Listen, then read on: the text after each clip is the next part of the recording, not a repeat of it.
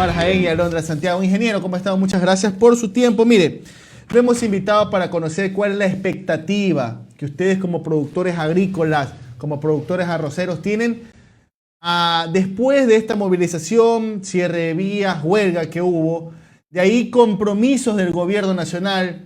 Hay sectores que le están dando 8 días al gobierno para que cumplan sus ofertas. Otro sector les daba 72 horas.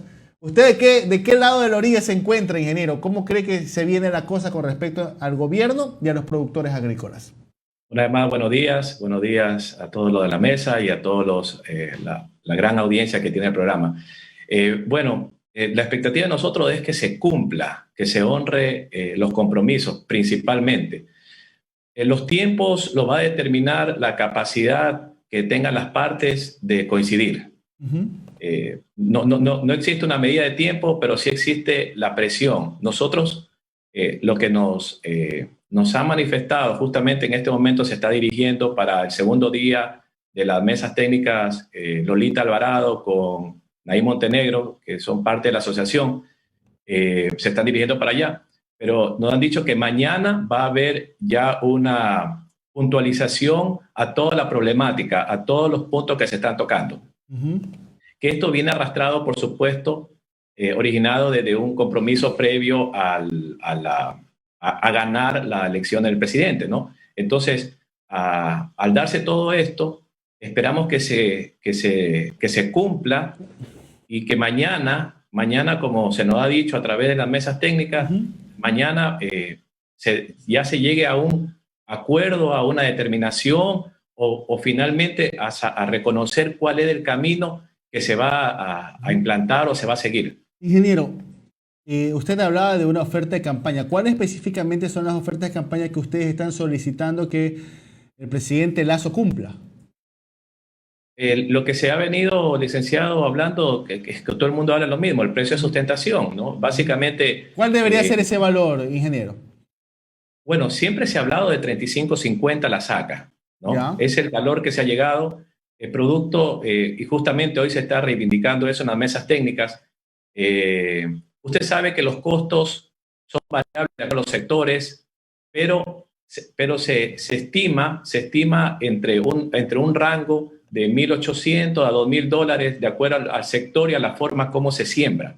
Entonces, si usted hace una matemática rápida a 60 sacas, que es lo que se está poniendo como base de cálculo, y hoy a precios que se están pagando por debajo de 20 la saca, fácilmente se va a dar cuenta cuál es la pérdida que se está recurriendo en este momento, ¿no?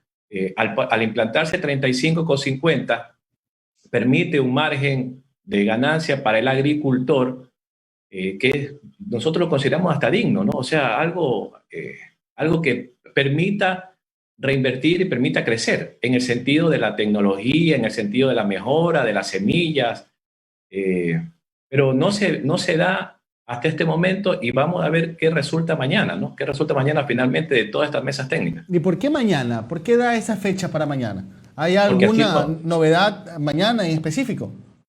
Así lo han dicho justamente Lolita, que participó ayer toda la jornada y que se está dirigiendo para allá. O sea, que ya mañana habría algún anuncio oficial, quizás.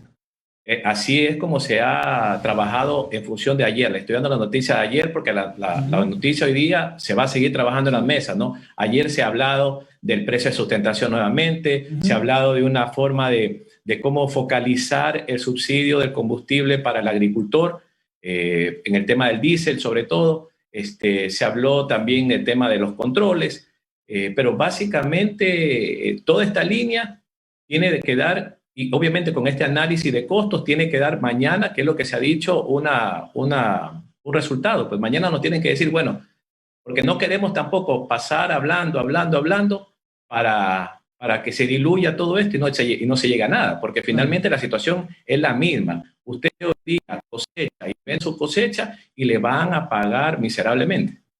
¿Cómo está, ingeniero? Le saluda Alondra Santiago, un gusto. Oiga, el presidente de la Federación de Cámaras de Agricultura del Ecuador dijo que el paro había sido un paro político, que ustedes eran simpatizantes de la oposición del actual gobierno, que eran unos tirapiedras, que querían ser viceministros o secretarios, que prácticamente ustedes eran simpatizantes de Correa o de Yacu y eran la oposición. ¿Ustedes son eso? ¿Y cómo recibe estas declaraciones del presidente de la Federación de Cámaras de Agricultura del Ecuador? Bueno, ahí hay que hacer algunas precisiones. Nosotros somos arroceros, agricultores arroceros, y lo que se hizo fue levantar la voz ante incumplimientos, ¿ok? Y lo que salieron fueron arroceros. Como todo en la vida, licenciada, existe gente que pesca a río revuelto y se involucran o se enquistan en estos justos reclamos. Y es muy probable que se haya metido gente a esto. El gran problema fue el siguiente. En medio de todo lo que se organizó a través de la Corporación de Arroceros liderado por Eite Lozano, y mientras todos estaban haciendo en resistencia, haciendo levantar su voz y haciendo conocer la problemática a nivel nacional.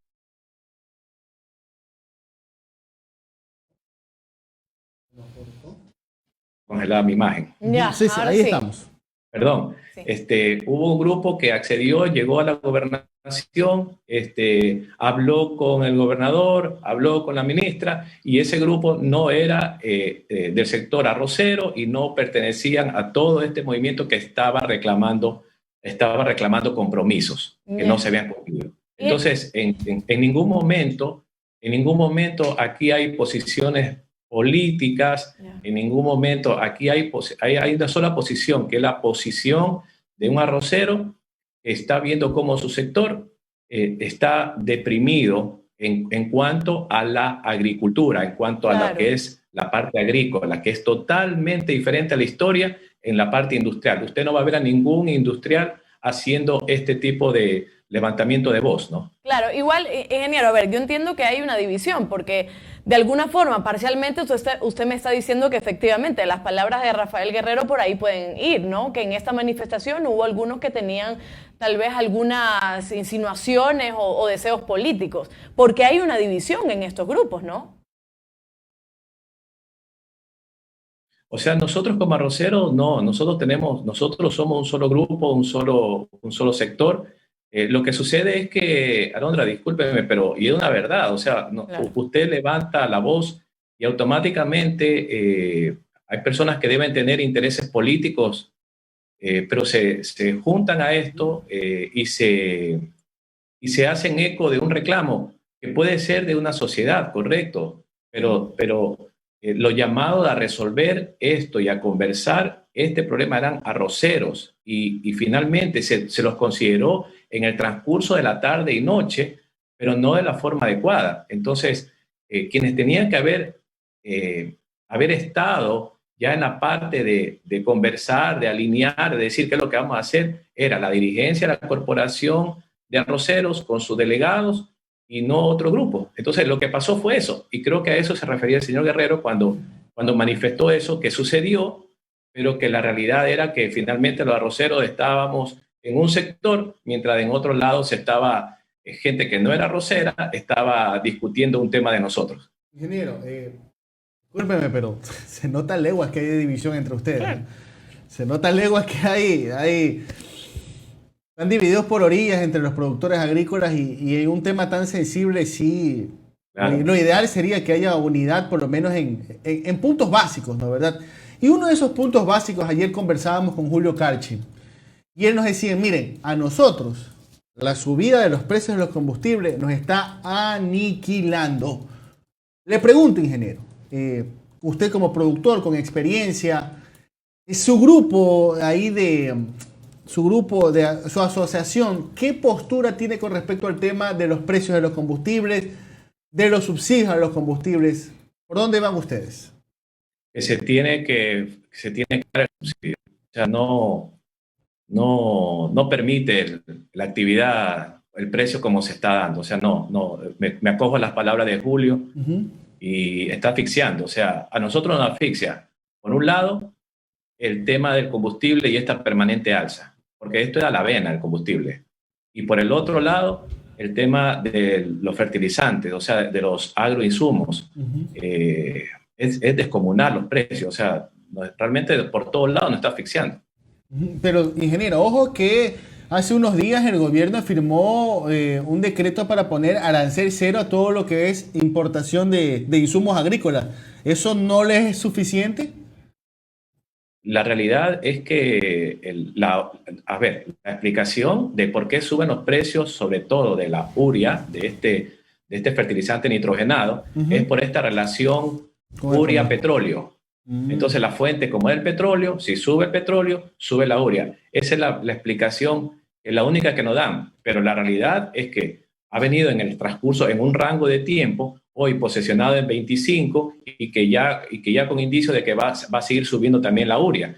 Entonces, si estamos hablando de que un tiempo atrás, no muy lejano, se podía adquirir a 17, 18, 19 la urea, ahora estamos en 25 y ya ha advertido de que va a subir más todavía. Perfecto. Muchas gracias a nuestro entrevistado, el ingeniero Henry Toral. Él es miembro vocero de la Asociación de Arroceros Bajo Grande, 25 de enero. Que tenga usted un buen día. Muy amable, ingeniero. Licenciado, muchas gracias. Y quería agradecerle por una obra maravillosa, la cual mi hija hasta el día de hoy es beneficiada, ¿no? Del Centro Integral de Terapias. Esa obra que usted le inauguró y que mi hija tuvo un espacio donde llegar, ¿no? Un espacio donde llegar. Me alegra mucho. Lamentablemente que Dios le dé muchas bendiciones por ese espacio que pudo crear. Gracias, ingeniero. Lamentablemente ya hoy no existe.